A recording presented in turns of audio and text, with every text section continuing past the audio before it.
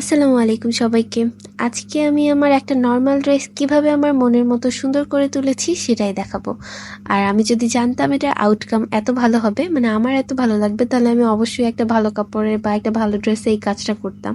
তো যাই হোক, প্র্যাকটিস হয়েছে, আমি নেক্সট আরও কয়েকটা ড্রেস বানাবো এভাবে। তো মেইনলি এটা একটা ওড়না ছিল, মানে নিউ ছিল কিন্তু একদমই ইউজ করা না। এরপর এটা এরকম হয়ে গেছে। তো যাই হোক, আমার এটা দেখে মনে হয়েছিল যে আমি একটা আবায়া বা এই টাইপের কিছু একটা বানাবো। তো বানানোর পর মনে হচ্ছিল এটা খুবই প্লেন কিছু একটা করা যায়। এই যে তারপর বসে পড়লাম কলম পেন্সিল নিয়ে। আর তখন পর্যন্ত আমি কি করব এখনও পুরোপুরি ঠিক করিনি। তো এরকম বল বল করে আঁকার পর আমি এরকম স্ট্রেট কাট কিছু ডালপালা এঁকে নিয়েছি।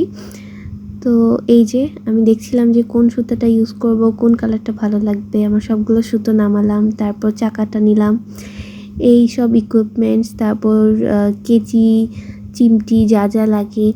এই যে সুতা আমি বের করে নিয়েছি। তো আমি এখানে রানী গোলাপি আর বাসন্তী হলুদ আর সবুজ এই 3টা কালার ইউজ করব ডিসাইড করে নিয়েছি।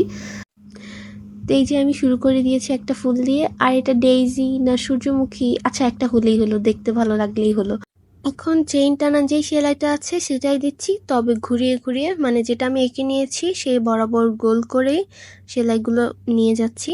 তো এভাবে পাপড়িগুলো আমি করে নিচ্ছি ফুলের। আর মুখে বলার থেকে তো প্রসেসটা দেখে আরও ভালোই বোঝা যাচ্ছে, তাই আমি বারবার রিপিট করেও দিচ্ছিলাম। আর পুরোটা কমপ্লিট হওয়ার পর কীরকম লাগছে একটু পরেই দেখতে পাবে। আমার কাছে কিন্তু মানে আনএক্সপেক্টেড ছিল যে এতটা ভালো হবে বা আমি পারবো কিনা, অনেকদিন পর করছি।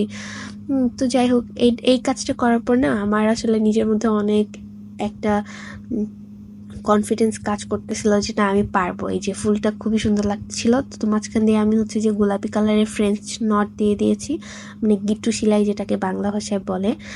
আর কিভাবে শুয়ের মাথায় নিয়ে পেঁচিয়ে হচ্ছে যে সেলাইটা করতে হয় সেটাও আমি দেখিয়ে দিয়েছি। আর আমি কয়েকবার রিপিট করার জন্য এভাবে দেখিয়ে দিয়েছি, যদি কারো একটু হেল্প হয় আর কি, বা কারো যদি মনে হয় যে একটু দেখে করবে। যাই হোক, আমি নিজেও হচ্ছে পারি না, যতটুকু পারি আর কি তাই দেখিয়ে দিলাম। তো এই যে আমার হচ্ছে রাউন্ড রাউন্ড ফুলগুলোর পাপড়িগুলো আঁকা শেষ। এবার হচ্ছে আমি মাঝখানে নটগুলো দিয়ে মাঝখানে জায়গাটা হচ্ছে ভরাট করে দিব। আর কাপড়টা যেহেতু একটু নরম ছিল, আমি এটা হচ্ছে যে নিচে দিয়ে ফুলের বরাবর গোল করে আলাদা একটা কাপড় বসিয়ে দিয়েছিলাম, তাই ফুলগুলো একদম স্ট্রেইট মানে সুন্দরভাবে ফুটে উঠেছিল আর কি। আর ওটা আমার দেখাতে খেয়াল ছিল না, আমি গোল গোল করে কিছু কাপড় কেটে এই ফুল বরাবর নিয়ে লাগিয়ে দিয়েছিলাম। তো এখন হচ্ছে ডালপালা সেলাই করার পালা। তো এই যে এখন আমি 2 তারের সবুজ রঙের সুতা নিয়েছি, আর লম্বা লম্বা ডালগুলো এখন পুরোটা নর্মাল সেলাই দিয়ে দিব, মানে কাঁথা স্টিচ সেলাই যেটা সেটা দিয়ে দিব। আর পাতাগুলো হচ্ছে আমি রং দিয়ে কমপ্লিট করে সাইড দিয়ে কিছু কিছু পাতার এরকম সেলাই করে দিব। পরেই দেখিয়ে দিচ্ছি। এই যে আমার ডালপালা আঁকা শেষ, এবার হচ্ছে রঙের কাজ। ভালোই কিন্তু লাগছে মোটামুটি। এরপর দেখা যাক কি হয়। এই যে আমি এখানে সবুজ অ্যাক্রিলিক রং নিয়ে নিয়েছি, সেটা দিয়েই সবগুলো পাতা এখন এঁকে নিব। এই যে 1 2 3 4 ফাইনালি সবগুলো পাতা আঁকা শেষ। আর লম্বা লম্বা করে মাঝখান দিয়ে আরও কয়েকটা ডালপালা এঁকে দিয়েছি। এখন কিন্তু বেশ সুন্দর লাগছে, বাগানে ফুল ফুটে আছে।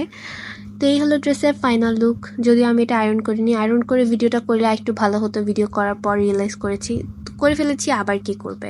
তো এখানে কিন্তু আমি নেকে এরকম কাঁথা স্টিচ দিয়ে দিয়েছিলাম 3টা কালারের সুতা দিয়েই। যদিও ড্রেসটা আয়রন করলে আরও অনেক বেশি ভালো দেখাতো।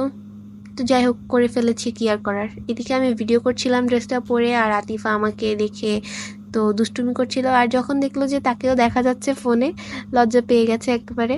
তো এরপর হচ্ছে ও চলে গেল, আমি একটু ভিডিও টিডিও করলাম। তবে যাই বলি, একটা 150 টাকার ওড়না থেকে এই ড্রেসের ট্রান্সফরমেশনটা কিন্তু বেশ ভালোই হয়েছে। তো এটা হচ্ছে আমার আরেকটা কাজ ছিল। আমি এটা জাস্ট একটা গজ কাপড়ের টুকরার মধ্যে কি যেন করে ফেলেছি, যে এটা যে এত ভালো হবে জানলে আমি জামার মধ্যেই করতাম। তো এটা ছিল আরেকটা কাজ, এরকম এমব্রয়ডারি করে একটু নতুন কিছু করার ট্রাই করেছিলাম।